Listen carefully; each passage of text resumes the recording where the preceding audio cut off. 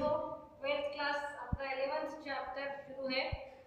आप लोगों के लिए मैसेज है, note this test on 7th November Saturday on the chapter number 7।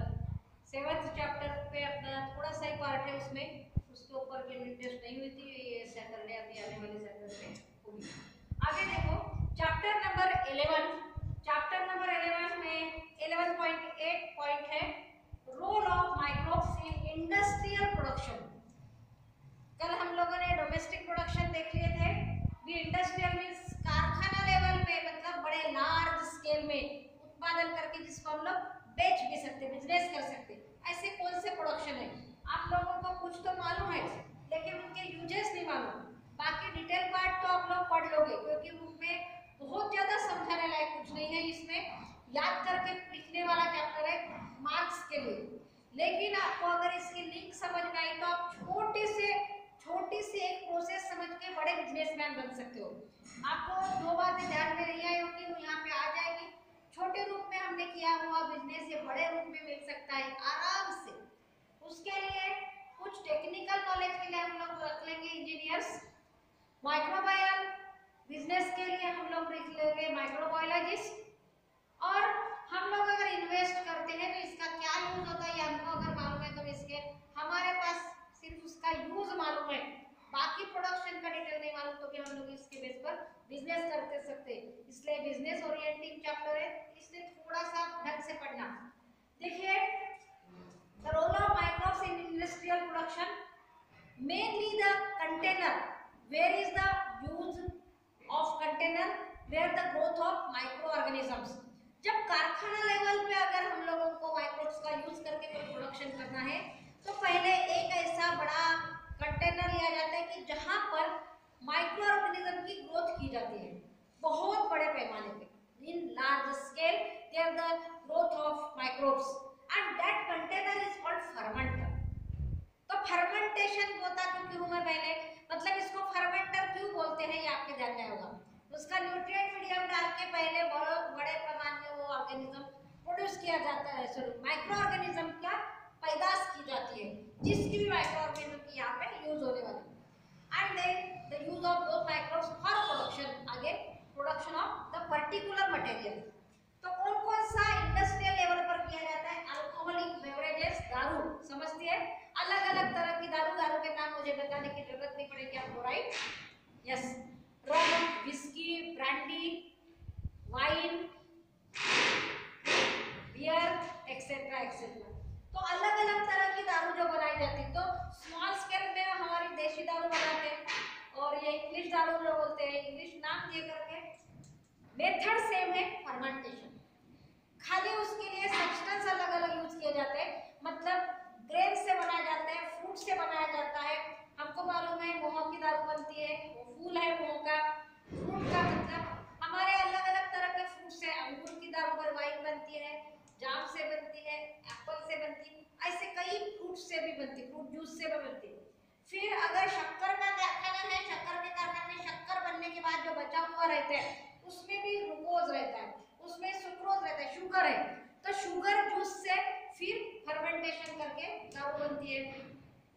फिर हमारा आटा, अलग अलग तरह का ग्रेन्स का आटा, इस ग्रेन्स के आटे को भी फर्मेंट करके, जैसे हम लोग इडली ढोकला बनाते उस टाइप से भी बनते।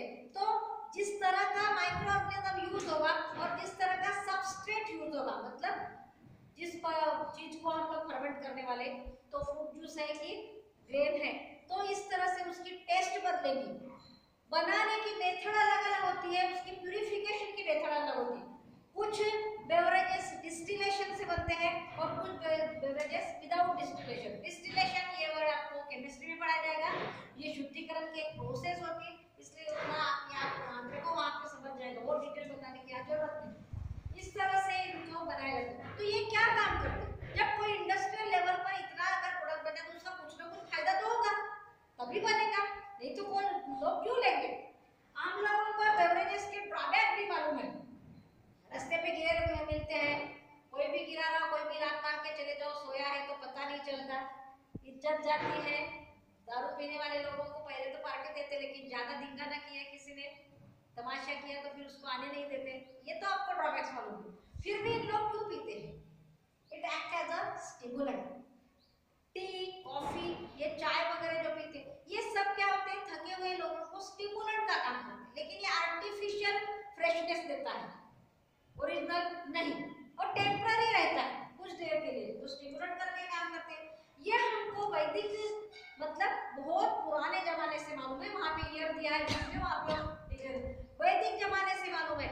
इसलिए देखो शंकर जी को सोमरस पीते होते, सोमरस मतलब क्या? दारू। इस तरह से बहुत तरह की दारू ये एक ट्रेडिशनल ड्रिंक करके यूज करते थे, बराबर है? ट्रेडिशनल ड्रिंक मतलब देखो आप लोग गोवा वगैरह में उधर फेनी बोलते हैं, ये एक तरह की दारू है। अल्कोहल का परसेंटेज कितना है उसके ऊपर डिपेंड करते हैं उसका नशा कितना आएगा, समझ में आया? तो ये आपको बाकी बेवरेजेस के नाम दिए हैं, नाम वो कैसे ही करते हैं, बस जैसे कि वैसी जो लिस्ट दी है उसमें समझाने लायक नहीं है, वो आपको पूरा इंपॉर्टेंट है, ठीक है? इनके नाम पूछे जा सकते हैं, इनकी प्रोसेस शॉर्ट में जो तो दिया है, प्रोसेस डिटेल नहीं दिया। हाँ, बेवरेजेस लार्ज स्केल में बनाने के लिए जो फर्मेंटर यूज करते हैं उसको ट्यूबुलर टावर फर्मेंटर, ट्यूब के समान आकार का होता है, ऐसे ऊपर से नीचे टावर समझते हैं आपको, ऊपर ऐसे लंबा सा, तो इसलिए उसको ट्यूबुलर टावर फर्मेंटर। उसकी खाली आप डायग्राम देख लेना पेपर में, शायद आ सकती, मतलब डायग्राम आएगी, उसके लेबल आपको लिखने को पड़ेंगे, निकालने को नहीं लगता है इंग्लिश, लेकिन आपको डायग्राम मालूम होना तभी आप प्रॉपर जगह पे उसके लेबल करोगे। Second product in industrial level, organic acids. कुछ चीजें ऐसे हैं कि फर्मेंटेशन से अलग अलग एसिड बनते हैं, जैसे दूध का दही बनता है तो लैक्टिक एसिड बनती है, बराबर है? मतलब इस तरह से फर्मेंटेशन प्रोसेस से अलग अलग तरह के एसिड भी बनते हैं। माइक्रो ऑर्गेनिज्म बदल जाएगा, क्योंकि हर एक जन कोई दारू बनाएगा तो उसकी खट्टी टेस्ट भी कड़वी होती है, ऑर्गेनिक एसिड्स की खट्टी होती है। आप बोलोगे आपको कैसे मालूम है? पढ़ा है ना? यस, ऑर्गेनिक एसिड्स बनते हैं तो उनकी खट्टी चीज, तो जैसे जो चीज से हम लोग बनाएंगे एसिड वैसे चीज बदलेगी, माइक्रो ऑर्गेनिज्म बदलेगा, मतलब बैक्टीरिया फंगस क्या यूज करते हैं वो बदलेगा, तो अलग अलग तरह के एसिड्स बनेंगे। कुछ नाम आपकी बुक में दिए हैं और वो कहाँ पर यूज होते हैं, नाम एसिड का और कहाँ पर यूज होते हैं। जैसे मैं कुछ कन्फेक्शनरी मिठाई की कारखाने में कन्फेक्शनरी करके बोलते हैं अपन उसको, उसमें एसिड का, साइट्रिक एसिड का यूज होता है जहाँ पे खट्टी टेस्ट चाहिए। Wetting agents, wetting agent means paint जो होता है, पेंट को गीला करने के लिए कुछ एसिड्स, फ्यूमेरिक एसिड यूज होता है। एज अ मेडिसिन कुछ एसिड्स कैल्शियम को डिसॉल्व करने के लिए और सोलुबिलिटी ऑफ कैल्शियम, वो एसिड्स यूज होते हैं, क्योंकि हमारी बॉडी के लिए हड्डियों में कैल्शियम, हड्डी दांत वगैरह में कैल्शियम की बहुत जरूरत होती है, और ये कैल्शियम हमारी बॉडी में एब्सॉर्ब होने के लिए उसको पहले सोलुबल होना, तो सोलुबिलिटी के लिए मेडिसिन करके ये यूज होता है।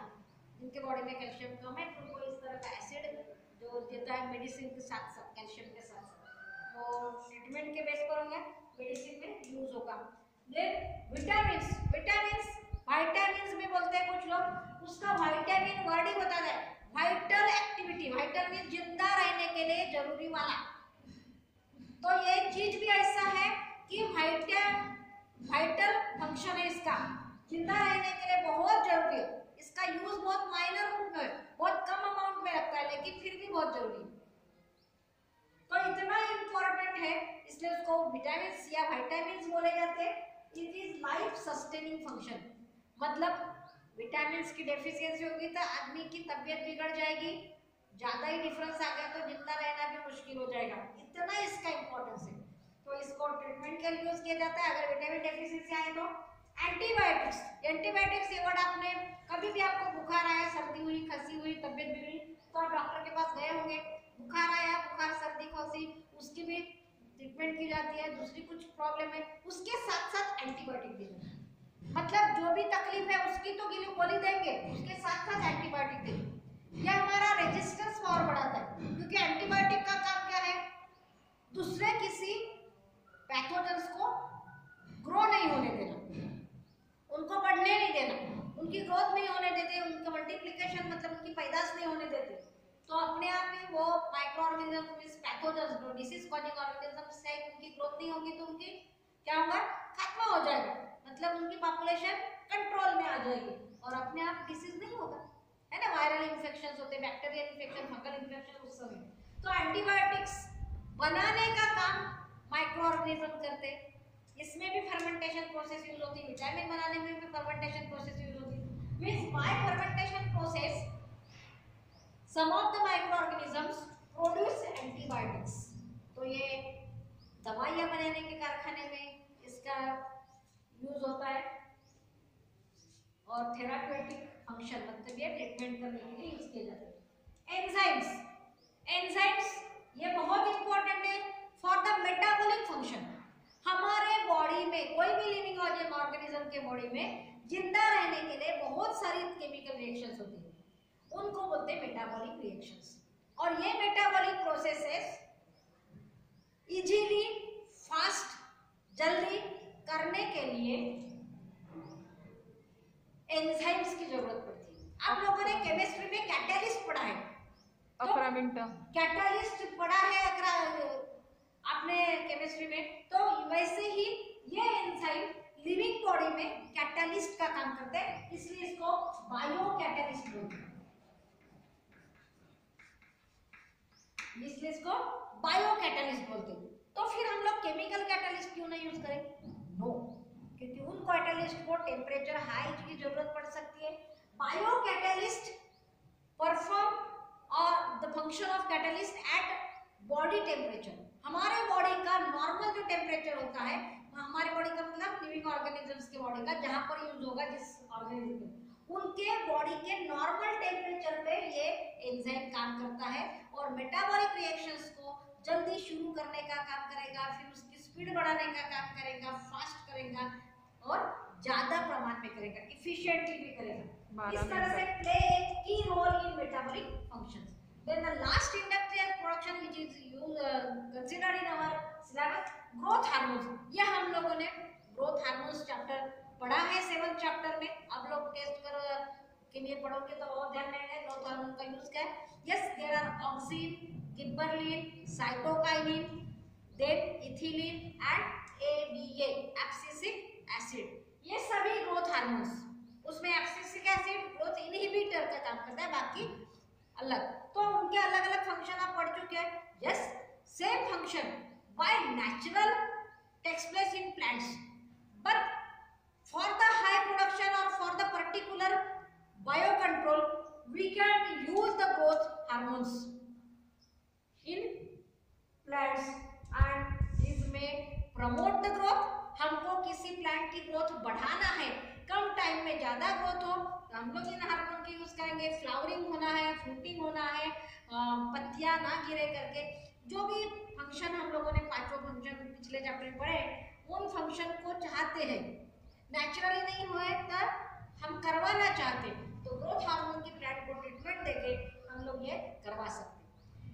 वीड्स, वीड्स मतलब नॉन यूजफुल प्लांट्स जो है, हमारे गेहूं के चावल के या और कोई खेत में बनते दूसरे ही कोई प्लांट्स बढ़ गए, तो उनको मारने के लिए इनहिबिटर्स यूज कर सकते हैं, एबीए यूज कर सकते हैं। इस तरह के ग्रोथ हार्मोन्स का भी यूज होता है और उसलिए ये इंडस्ट्रियल लेवल पर तैयार किए जाते हैं। और इन सब में मोस्टली फर्मेंटेशन ये प्रोसेस यूज की जाती है फॉर देयर प्रोडक्शन। हम लोग इसके बाद इनकी लिस्ट में नाम दिए हैं, वो अगर सब बुक में पढ़ो उसको समझाने की